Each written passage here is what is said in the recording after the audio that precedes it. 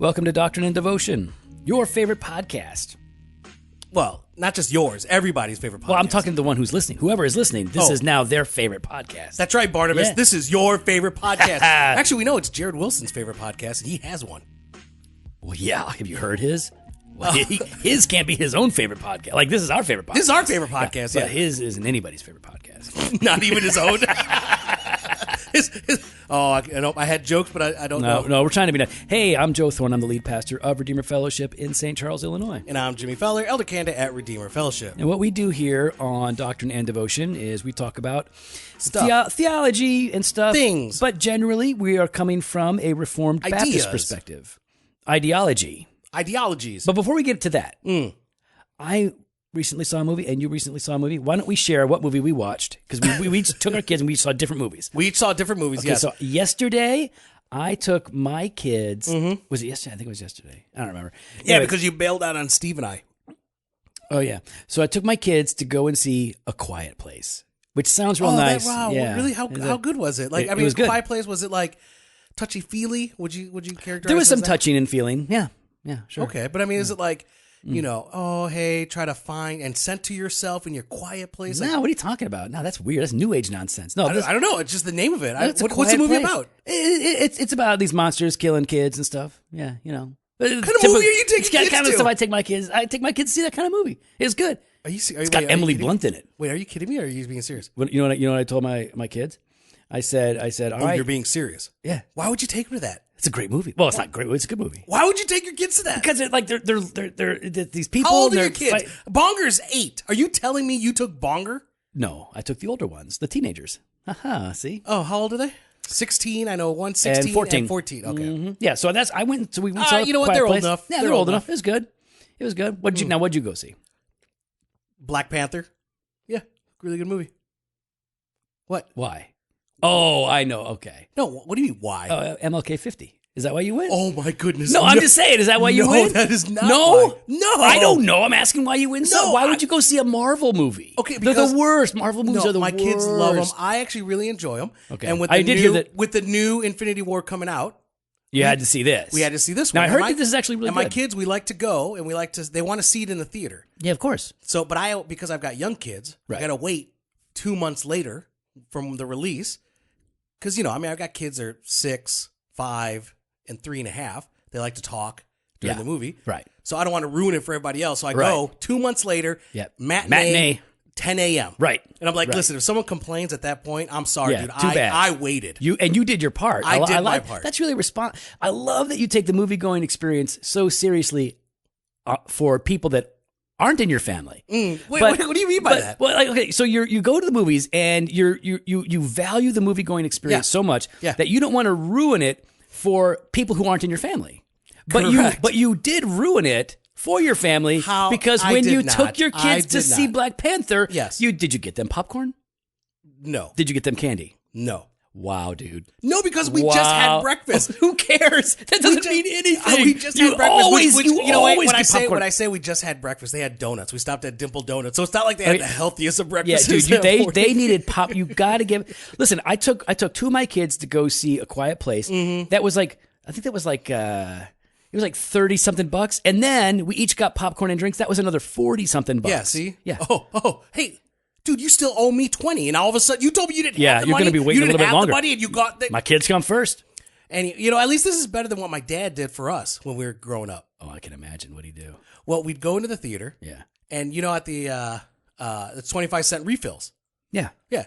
So we'd go into the theater, and he'd reach into the trash bin right inside Oh the yeah. thing. Yeah. He would just tap the bottom out, so it was all empty. That The was popcorn, clean. Now yeah. it's clean. The popcorn's clean, and we'd have to take the bucket back to the front. Yeah, that's fine. 25-cent refill. Yeah, Go sit down. I mean, it's wrong to do, but that's not dirty. It's fine. I think, it's not dirty. No, it's not dirty. I mean, it's not the right thing to do, but I would eat out of it. And we totally looked, the part. My dad would be wearing these cut off purple jean shorts. Did he have the long hair back then too? He had the long hair.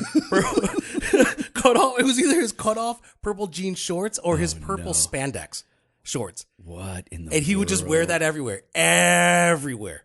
Wow. And so, here's my dad. Got his cut off jean shorts, tapping the back of the popcorn and 25-cent refills. And now he's driving around. Was he driving? He drives a Bentley. Yeah, now he... Come on, he had a Jaguar back then. He could have got it. But that's how guys get the Jaguar and the Bentley. They save all them quarters. All right, man. So listen, we wanted to talk about something that's come up over the years. More of an idea, really. Yeah. And we're going to talk about the danger of idealism. And the reason we thought we should talk about this is because we've seen it play itself out negatively in churches in certain areas. And we've even wrestled with it here at Redeemer from time to time over the years. Yeah. And so trying to sort through how do we handle the things that God is giving us. Right. Yeah. Because we have a perspective. Yep. We have certain values. We have an ideal. We have preferences. But we have an ideal that we think, like, the ideal is one's conception of the perfect. That's what the ideal is, right? Yeah. So when you think of, like, the perfect church, when you think about, like, this is the perfect way to do it, that you have your ideal. And so we have that. Mm-hmm. And so idealism is the pursuit of that perfection. That's what idealism is. Yep. And so we are hopefully all church leaders are somewhat idealistic. I hope that you would be a little like, you hope you would pursue perfection. Oh, I agree. To a certain degree, though. I mean, that's the whole idea of having the mission and vision of the church, right? Right. Is you're trying to see, what is it that God is calling us to, and how do we get there? Right. And if you're not ideally thinking, this is what God is giving us, or God is, I don't know, I don't want to word it in such a... No, you're good. Like the vision that God has given us. I don't want to sound charismatic when I say that, but you understand that, right? Yeah. Like this idealism, all of us should be trying to pursue the best out there for us. Yeah, so I love that. I mean, you're exactly right. I think that's really, really smart.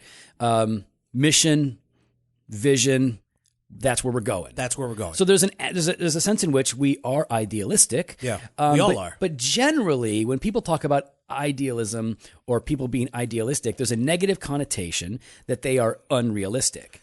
And so that's the danger of idealism. Do you think it's just that it's unrealistic? Or for some that would say it's unrealistic, or that some would think you're being irrational in your pursuit? I don't know if maybe there's not a difference there. Well, I'm thinking about the goal and then the strive for the goal, I guess. Yeah. Yeah, I think, there might be overlap there. I mean, if you're being unrealistic in terms of what is happening, what has to happen in order to get to that, I don't know. I think there's probably overlap, but... Either way, continue. Yeah, you totally made me lose my train of thought. I have no idea what I was going to say now. Thanks for interrupting me. No, you're at a quiet place. Yes. Pat. Oh, no one heard it. Did I say anything? No, you didn't. He sometimes interrupts. Pat, you sometimes interrupt. No, stop. It's not a big deal. He listens. No, he knows. He's not here. He knows he does. Can't talk about like that. Rob does too. Yep. Hey, Rob, you listening? No, probably not. If you were here, you'd probably be interrupting me right now. All right, so we all can be idealistic. So the danger of idealism is we can be so fixated on a perfect concept that we will not make any room for change or adjustments that might be necessary for us to deal with reality. So maybe that doesn't make any sense. Have there been examples of that, like that you could think of? Yeah. So, not to slam, but I'm just trying to... Yeah. So we'll talk about what we're going through too, which is the same basic thing. Let's just deal with the way that we conceive of our churches. So Mark Dever is an awesome dude, one of the great pastors of our era, and a great thinker. So love Mark Dever. Mark and those guys have a perspective on the local church that I am very much in agreement with. Mm-hmm. But the way they work it out is a congregation can only be made up of one gathering. As soon as you have multiple gatherings of different people, even if it's in the same location, you don't have one church, you have multiple churches. Yeah. So in other words, if you have one church with 3 services, that's not one church, that's basically 3 churches. That's 3 churches in one, yeah. And since he does not want to break up the congregation or have 3 churches instead of one, they would, and I don't know what they're doing now, but for years they would not have multiple services because it went against their ideology. Yeah. You're multiple churches then. Jim, you going to look it up and see if they have multiple services? Yeah, I'm going to their website. Go ahead. So I think that's a case. And so here's what happens: is you're basically saying, wow, we have 500 seats or 100 seats, and we're getting more people that can fit in those seats, so we have to turn people away. Now, this is my recollection of listening to Mark talk about this, was that people... Yeah, they only have one. People are literally, there's no room, they have to walk away. Now, I wouldn't want to debate Mark because he would tie me in a knot and throw me in the wastebasket over his shoulder without looking. But I would say that I think that is an example of being so idealistic that you are no longer working with reality. In my mind, if I have people coming to our church that want to get inside to hear the gospel, that God has been working in them, drawing them to his son, that God is preparing somebody for the word, and they come to our church, but they have to leave because we won't offer another service, I think that is off the mark. I think it would be better. Oh, off the mark, Mark. No, it's on the mark. That's the problem. It needs to get off the mark and get on the Joe. Get on the Joe-fo. That's what it needs to get on. So I think that's an example where you're saying, like, look, I understand your ideology is based upon biblical principles. Yes, but and I actually really like that idea. I would love to have that. We have that same thing. The difference is we think it is best to be one service for one congregation. Yes. But I don't think the Bible demands that if you have to go to multiple services, that somehow you are no longer one church and you have to have separate constitutions and all that. I think reality should force you to deal with that problem. Yeah. And you have to get a little creative. Now, as guys who generally like black and white, we like things to be clear. Jimmy is a detailed guy. He likes contracts. I have a friendship contract with Joe. Yeah, well, that's the only way I can have friends. And but Jimmy has now finalized it, so now it's just easy. I just have everybody sign the same one. Yeah. So we like black and white. We like things to be crystal clear, and sometimes, some aspects of ecclesiology just aren't as clear as we would like them to be. So I think there's a danger there of getting in the way of what God could be using you for, because of your ideology. And so that concerns me. That's basically one example out there, and we've been wrestling with some. We've been wrestling with that. And I like that. I mean, you said getting in the way. Our ideology getting in the way of what God is doing, because if God is drawing people to hear the gospel and you're turning them away, that to me is an issue. Your ideology is now more important than gospel proclamation. And again, I don't want to disagree with the basic idea. I know I love the basic idea, but and listen, we're all wearing our Calvin t-shirts here. We're all 5-pointers. We're all Reformed guys, so we know that nobody can stop what God is doing. No. But if you are saying, wow, wow, God keeps bringing people to our church, and instead of adjusting so that we can minister to those people, we're going to say no. Well, that doesn't mean those people won't get saved, but it does mean that they're going to go somewhere else, and you missed out on the opportunity that God brought to you. Yeah. So I think that would be kind of where, you look at what Whitefield and Wesley did. For different reasons, they started going out into the fields. Wesley wasn't having it. He didn't like the idea. Whitefield was like, dude, put away your ideology. We got to get out here. And we're running out of space in the churches that will have us, and a lot of churches won't have us. So let's go out in the field. Let's go stand on a stump, and let's just get it done. So I think there's some issues there that we need to be a little more sensitive to, a little more creative with, a little more flexible about. But this relates to some of what we're going through. Yeah, I mean, as a church, we're growing, and I think we've seen it over the past 4 years maybe. Yeah. We've just kind of seen this cyclical, last 3, yeah. Yeah, we've kind of seen the cyclical nature, and I know Joe and I have disagreed on the cycle. No, you said to me at a meeting, you said, I don't agree with that. I don't agree with a particular thing of what you were saying, but with the cycle, I agree. Yeah.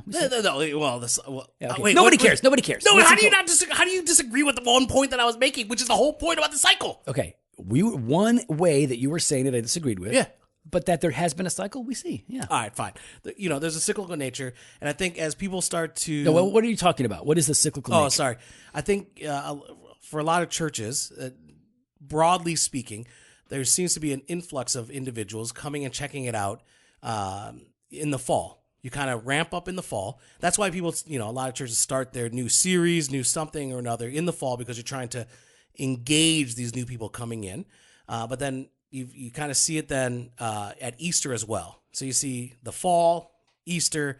There's Easter spring. Easter spring, yeah. And then summer there's a dip. Summer there's a dip as People well. are vacationing, chilling, right. And then fall. So the thing is, though, is that as we've ramped up over the years, we've gotten to this certain spot, but because of the size of our church, I think, and size of our church building, I think this is where Joe and I disagree, but I think that people are uncomfortable when they come in and there's no space, and they're just jam-packed in there, that they say, you know what, there's no room here, I'm going to go check out somewhere else. Right.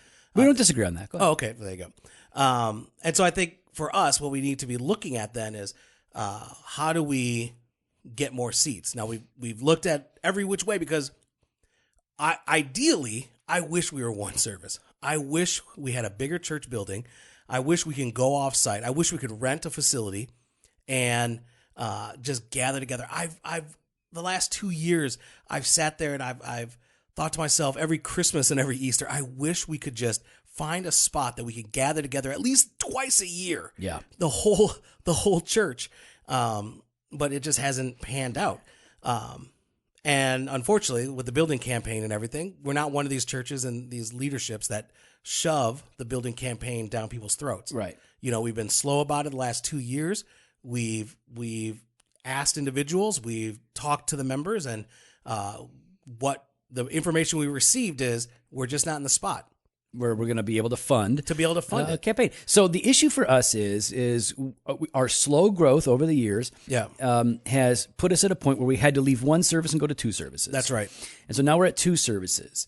And now we're getting to a point where we're outgrowing that. So the issue really is, what do we do? Do we go to a third service? Nobody likes that. No one likes it. Do we start an off-site campus and do that? Nobody likes that. No. We've looked at the options that you said. Well, can we meet offsite as one group?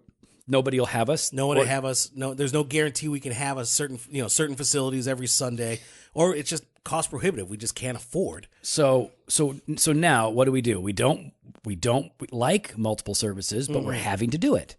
And we've been planting churches. It's not like we're trying to keep everybody for ourselves. So what we've been dealing with is, okay, so how then, what are we going to have to give up? Yeah. We're going to have to give up something in order to deal with this, because people keep coming. So in our case, we're saying, and some of you are wondering or maybe you're newer to the podcast, you don't know the size of Redeemer. We're not a big church. We just have a small building. So we have probably averaging, I know we're averaging 270 something. Easter Sunday was 315, but 2 weeks before that or 3 weeks before that, we were over 300 then.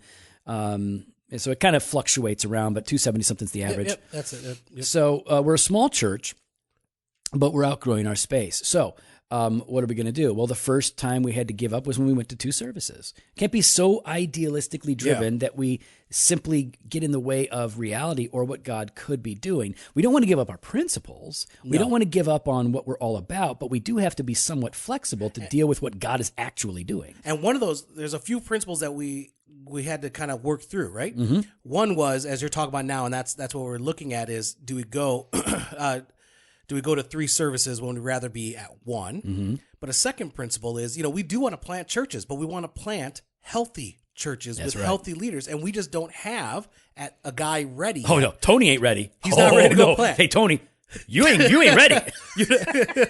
And we have guys that are just not ready yet. Yeah. And so it would be irresponsible of us to send out a planter that's not ready and to deal with our space issue. Exactly. The 2018 Doctrine and Devotion Conference is just around the corner, but there's still time to register. It's going to be bigger than last year, and that's thanks to our 7 sponsors. We have 7? 7? Oh, yes, we big time now. That's a holy number. B&H Academic, who put out the Spurgeon Study Bible. There's Moody Publishers, who put out your 3 books. We got Logos Bible Software. We got Missionaware. We got Legacy Dads. It's all going to be cool. Great. Yeah, and we also have some amazing coffee that's roasted locally here by Fresh Ground Roast. And the coffee is brought to you by Crossway Publishers and Soldiers of Christ Prison Ministries, led by Scott Kalis out of Redeemer Fellowship. This is a ministry where Scott disciples men who are incarcerated, helping them to become better followers of Christ and better dads as they exit the prison system. So you do not want to miss out on this. Go to doctrinedevotion.com and register now. And I think the other thing, another principle is we want to be fiscally responsible. Yeah. We don't want to sit here and burden the body with the finances when people are generously, sacrificially and faithfully giving towards the offering. and then to force something else upon them is just not right. Yeah. It's not fair to them. And, it could lead to failure too, which could lead to an even greater hindrance. And so as we're looking at this, like it's coming down to, okay, so do we start an offsite campus like in the downtown area of our city with 50 of our people, and that would require a lot of extra stuff, or do we start a third service here on campus? And then if we do that, what are the concessions that we're going to have to make? Just for example, I'll give you one easy one. Our services last an hour and a half. They actually last a little less than that, but we book ourselves an hour and a half. Yeah. That's longer than most churches are doing. Yep. But, people they love it when I preach. They want me to preach as long as possible. Yep. Like I was like, I'll just preach like 30 minutes. I'm like, no, please preach an hour. Our people want me to preach like over an hour is what they're asking. No, I think that's pretty much no what one's ever said that. They would you just, and in fact, they would like it to just all be my preaching. They don't even want to sing anymore. I don't think I remember Pretty that. sure that's what I it is. missed that meeting. Pretty sure that's what it is. You're wrong. They love what we do. We have this, so how we do it. But if we go to 3 services, there's going to have to be an adjustment on the time. Yeah. I mean, well, a lot of churches do 4 songs? Yeah, we do 6. Yeah, we do 6, We preach for 40 minutes. We preach for 40 or minutes. more. We do communion every week. Yep. So we have multiple scripture readings. Multiple scripture readings, responsive readings. Yeah, all that. So, we have to kind of look and say, okay, what gets cut, what doesn't? And then you have to deal with how much are we going to cut? Are we going to strip it down to an hour? Listen, I know that's not bad, but to us, it would feel like we're going fast food. It would just oh my gosh. I feel like I wouldn't be able to enjoy it would be hard to enjoy what we leave in if we're rushing through it. Right. So, So then we start to think enjoy is not the right word. You know what I mean? Enjoy God. I don't want people to be thinking, glorify God and enjoy Him forever. Thank you. All right. Hey, haters. I know. I can just hear someone saying fingers off the keyboard. Yeah, exactly. I can just hear people trying to get over. It's all about His joy. It's all about Him. So as we're thinking down, okay, so what are the concessions that we would have to make if we did a third service? One of them is, we'd probably have to adjust the time. And so if our services are normally going about an hour and 20 or an hour and 25, we could probably tighten it up to an hour and 15 and make it definitely it's over by then for sure.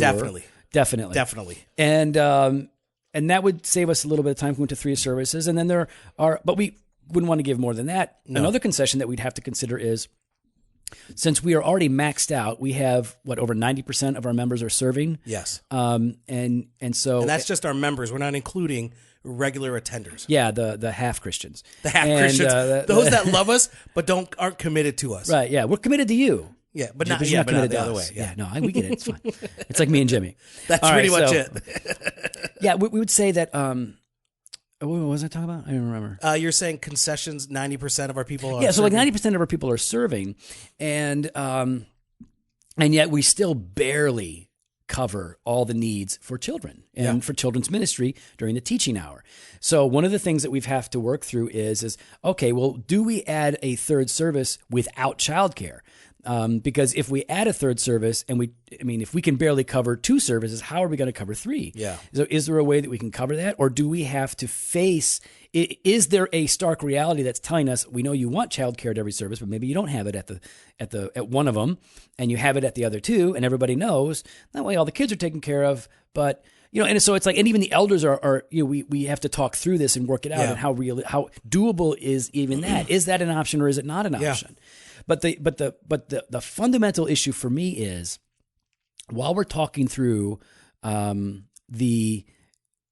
here's what we're not talking through ideology. We know what our concept is. We know what the goal is. We know what we believe. What we're talking through is the how-to. Not only how to get there, but how are we going to manage what we're doing now without letting go of our values and our biblical convictions. So for me, the danger of being idealistically driven is that we can actually get in the way of what God could be doing through us if we would remain faithful but flexible. And I'm not trying to be cute when I say that. I'm just saying you can be faithful to God but be flexible with some of your approaches. Yeah. Yep. Not with biblical absolutes, never with biblical absolutes, but with some of our approaches, you have to be a little more flexible. And for me, that's hard because I tend to associate clear biblical propositions that are absolutes with some of my preferences. I'm a little. Yeah, you're a mingler. I like to mingle them. Yeah, you like to put them together and then make come at us for not agreeing with you. You know, every once in a while I'll do that. Every once in a while. Yeah.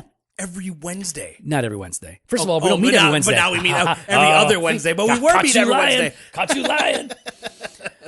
Yeah, I don't know. I think in general, maybe more churches are struggling with being overly pragmatic and not very biblical. Yeah. I don't know. But some churches are definitely struggling with being pragmatic, and they lose sight of biblical principle. Correct. And those important truths. And then other churches are so focused on the biblical truths and the picture of perfection that they simply can't get much done because they are not willing to be creative or patient or flexible in those areas that are not absolutes. Yeah. I wouldn't want us to be flexible on the biblical absolutes. Yeah, and so I mean, you might not be looking at a third service, but maybe you're looking at a second service, or maybe you're thinking through, hey, do we move from hymnals to the projector? Do we take the pews out and put the chairs in? What is our philosophy of ministry when it comes to our youth ministry? Is it going to be, entertainment driven? I'm not trying to say that in a negative sense, but that's stupid. But attractional, some would dumb. say. It's not. No, I think there's a sense of having fun. Terrible. Or sit down discipleship. Yeah. Yeah, like that. Which is equally can be boring. No, that's awesome. Oh, yes, it can. That's so there good. has to be some mix, and stop it. So this is an ideology. But these are things that you might have to sort through, or how your mission program is, or your evangelism, or your community groups, or all these things. Everything that you're doing, you have an ideology that you need to be sorting through together and figuring out, okay, what can, as Joe said, how do I remain faithful and yet continue to be flexible when God is pressing in on my ideology? This is why, the real important concept here to have is a fleshed out philosophy of ministry. Yeah.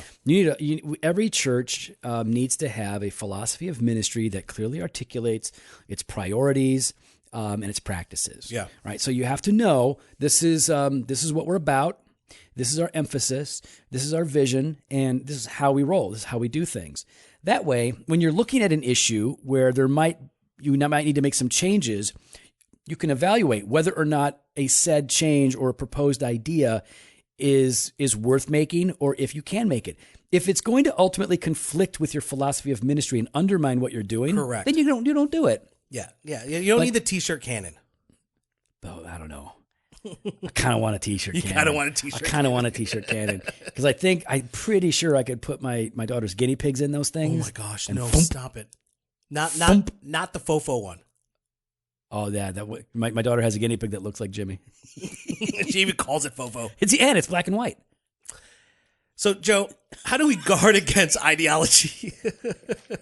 How do we guard against these things, right? I guess that's part of what I was talking about is you have to have a clearly articulated philosophy of ministry where you recognize the difference between biblical absolutes and then personal convictions and then personal preferences. I would make sure that you can make a distinction between those things as you're looking at your philosophy of ministry, because you not only need to protect yourself against being idealistically driven, you need to protect yourself from being overly pragmatic and having no philosophy, no ideology, no sense of what's right or wrong or really what you want to go to.